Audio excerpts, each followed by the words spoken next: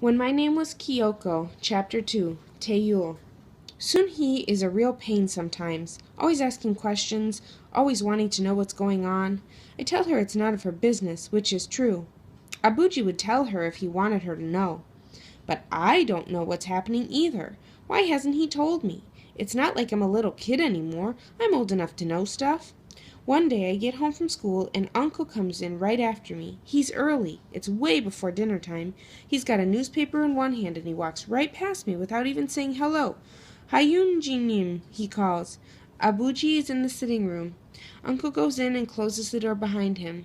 I listen hard, but I can't hear anything, until Uncle raises his voice.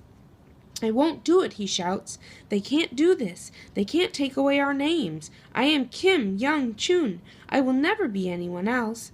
Amoni and Sun-hee come out of the kitchen and look at me. I turn away a little, annoyed that I don't know what's going on.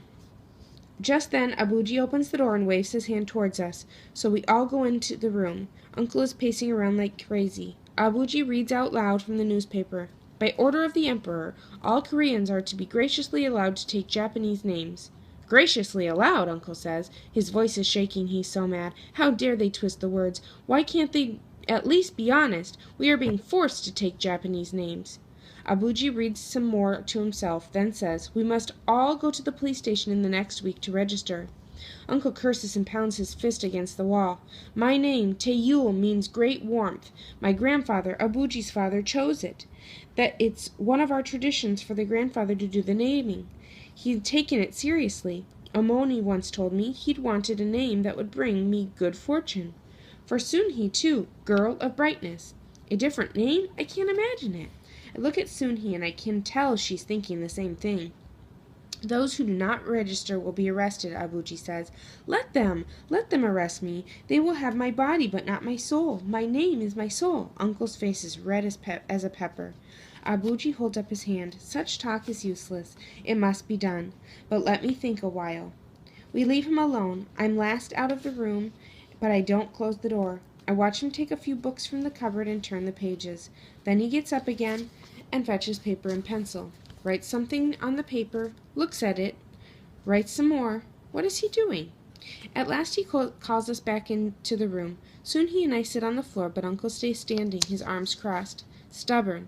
Abuji waits a few moments, until Uncle seems calmer and uncrosses his arms. Teiyul, Sun-hee, you know that the Kim clan is a large and important one, Abuji says. Long ago, all Kims lived in the same part of Korea, in the mountains. Choosing the word for gold as their name shows that they are a strong clan they were. Gold was only for kings. He picks up the sheet of paper from the table and points at it. I have chosen our Japanese name. It will be Kaneyama. Yama means mountains in Japanese, and Kane means gold, so the name will honor our family history. He turns to Uncle. They will not know this, but we will. Uncle doesn't look so mad now. Kaneyama, he says quietly, and bows his head. Hayunjinim has chosen well.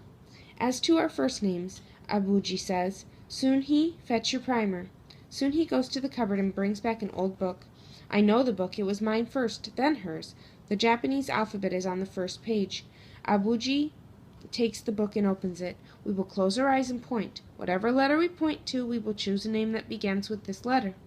These are not our real names, so we do not care what they are. Uncle grins. That's very good, Hayununjin.